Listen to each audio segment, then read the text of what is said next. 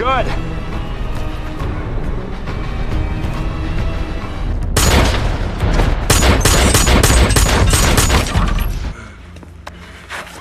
I hear you're a tough lad and a hard worker.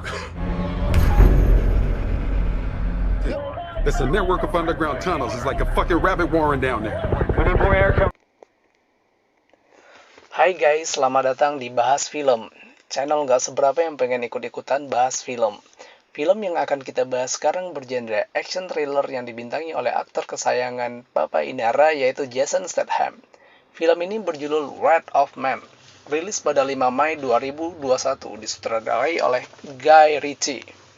Bercerita tentang sebuah perusahaan pengangkut uang dengan jumlah yang sangat besar sering dirampok ketika mengantarkan uang ke sebuah daerah di Los Angeles. Jadi gimana keseruan ceritanya? Yuk langsung aja kita masuk ke cerita filmnya.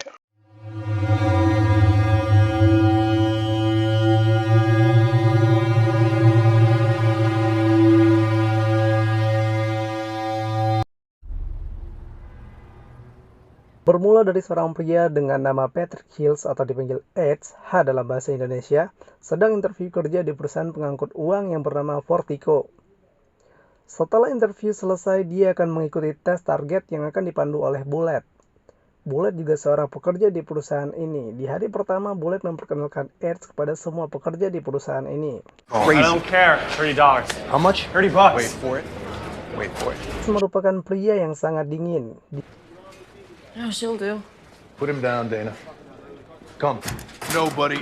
You look like a shrink-wrapped Rolls Royce. Di hari pertama mengantar uang, semua berjalan lancar, tidak ada halangan sedikit pun.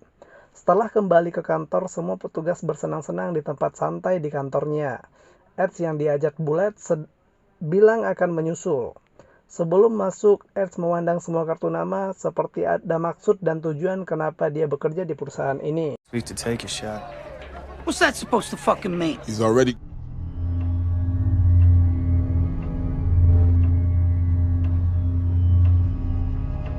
Hari kedua, Eds, Bullet, dan Dave mengantar uang ke sebuah kapal yang sedang parkir di dermaga. Tak lama HT berbunyi kalau Bullet telah disandra oleh beberapa orang perampok. Menyuruh mereka mengantar mobil berlapis baja tersebut diantar untuk digantikan dengan nyawa si Bullet. Setelah sampai, Dave terlihat sangat ketakutan, sedangkan Eds dengan santainya keluar dari mobil, menembaki para perampok. Eds mengejar satu perampok yang lari sampai tertangkap dan menanyakan siapa dalang dari perampokan ini. Perampok nggak mau ngasih tahu dan harus mati ditembak Eds.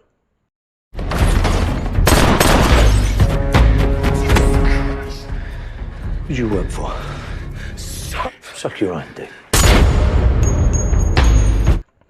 Esoknya, Eds ditanyakan di kantornya tentang kejadian kemarin oleh dua agen FBI, sambil memperlihatkan rekaman kejadian beberapa waktu yang lalu, di mana ada 3 korban, 2 diantaranya pekerja perusahaan mobil lapis baja dan 1 warga sipil. You sure? 3 bulan kemudian, Ed sedang bertugas bersama dengan Bullet, yang mana mereka kembali dihadang oleh beberapa perampok, yang langsung memilok mobil mereka. Bullet yang keluar disandra dan diinjak oleh mereka. Ed yang keluar dari box belakang mobil membuat mereka terkejut dan langsung lari ketakutan seperti melihat malaikat maut.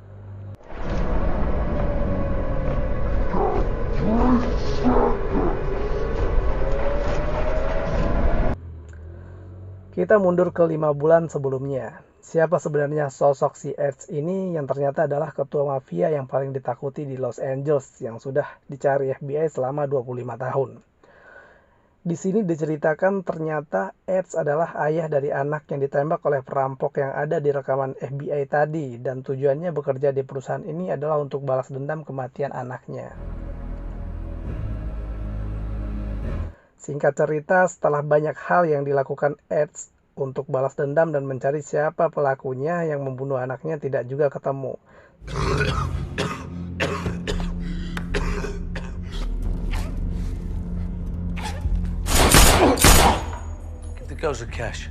Tibalah di hari di mana sekelompok mantan tentara yang pernah bertugas di Afghanistan menyusun rencana untuk melakukan perampokan besar. Tujuan yang akan mereka rampok adalah depot yang ada di kantor Fortico. Komplotan ini dibantu oleh orang dalam yang ternyata itu adalah Bullet.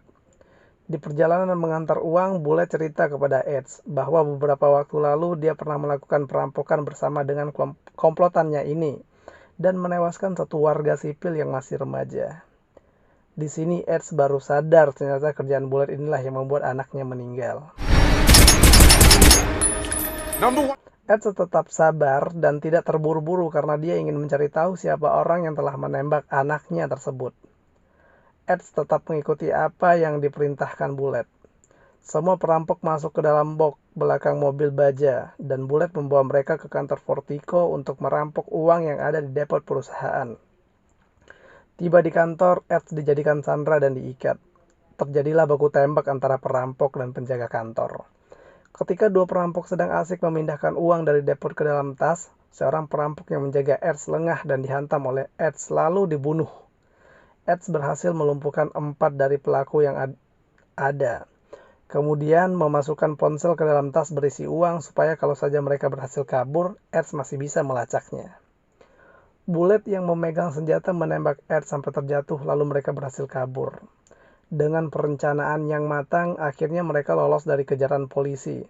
Setelah sampai di tempat aman, seorang perampok mengalami pendarahan di lehernya. Dia punya firasat buruk bahwa akan ditinggalkan oleh rekannya ini. Dia berniat menembaknya. Tapi karena sudah kehabisan tenaga, rekannya itu malah lebih dahulu membunuhnya dan membawa uang tersebut bersama Bullet. Ketika uang sudah dimasukkan ke dalam mobil lain, Bullet yang juga berniat membunuh perampok ini juga kalah cepat dan lebih dulu ditembak. Perampok itu tiba di apartemennya untuk menikmati semua hasil kerja kerasnya ini.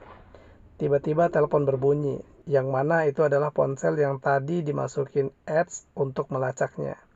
Ternyata Edge sudah ada di dalam apartemen tersebut. Dia belum mati karena dia memakai baju anti peluru.